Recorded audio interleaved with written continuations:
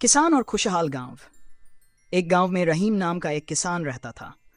वह अपनी साधारण जिंदगी में खुश था और अपनी जमीन पर मेहनत करता था। रहीम के खेत छोटे थे, लेकिन वह दिल लगाकर काम करता था। जो भी फसल होती वह उसी में खुश रहता और ऊपर वाले का शुक्रिया अदा करता था। रहीम का मानना था कि जमीन सिर्फ अनाज उगाने का जरिया नहीं, बल्कि एक अमानत है जिसकी देखभाल करना हमारी जिम्मेदारी है। रहीम की जिंदगी में सब कुछ अच्छा चल रहा था, लेकिन गांव के दूसरे किसान जमीन से ज्यादा मुनाफा कमाने के लिए रासायनिक खाद और कीटनाशकों का अत्यधिक इस्तेमाल कर रहे थे।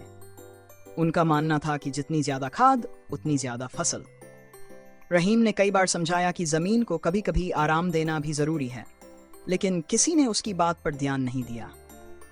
एक दिन गांव के बड़े किसान हैदर ने रहीम से कहा, रहीम, तुम पुराने जमाने के तरीके अपना रहे हो। अगर तुम्हें आगे बढ़ना है तो आधुनिक तरीकों का इस्तेमाल करना होगा, वरना पीछे रह जाओगे। रहीम मुस्कुराते हुए बोला, हैदर भाई, जमीन हमारी माँ है। अगर हम उस पर अत्याचार करेंगे तो एक दिन वह हमें कुछ नहीं देगी। मैं अपनी जमीन के साथ वैसा ही व्यवहार करता हूँ जैसा अपने बच्चों के साथ करता हूँ। समय बीतता गया और जमीन पर जरूरत से ज्यादा रसायन डालने की वजह से हैदर और अन्य किसानों की जमीन की उपज कम होने लगी। धीरे धीरे उनकी फसलें कमजोर पड़ने लगीं और जमीन की उपजाऊ क्षमता घटती चली गई। दूसरी ओर रहीम की जमीन पर फसलें भले ही कम थीं, लेकिन वे स्वास्थ्य से भरपूर और प्राकृतिक थीं। एक साल गांव में सूखा पड़ गया। कई किसानों के खेत सूख गए, लेकिन रहीम के खेत हरे भरे थे। उसके खेतों में सब्जियां और अनाज लहलहा रहे थे। गांव के लोग हैरान होकर उसके पास आए और पूछा, रहीम भाई, तुम्हारी जमीन इतनी उपजाऊ क्यों है? हमारे खेत तो बंजर हो गए हैं। रहीम ने मुस्कुराते हुए कहा, जमीन को प्यार दो, वो तुम्हें भरपूर लौटाएगी।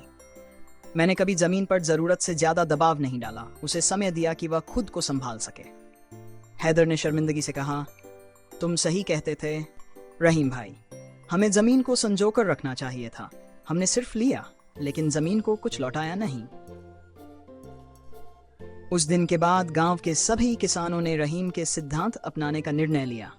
उन्होंने रासायनिक खाद की जगह प्राकृतिक खाद का इस्तेमाल करना शुरू किया और परंपरागत तरीकों को अपनाया। कुछ सालों में गांव की जमीन फिर से उपजाऊ हो गई और गांव पहले ज्यादा समृद्ध हो गया।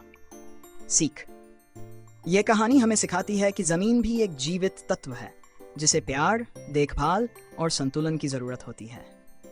अगर हम प्राकृतिक संसाधनों के साथ सम्मानपूर्वक व्यवहार करेंगे तो वे हमें हमेशा भरपूर आशीर्वाद देंगे।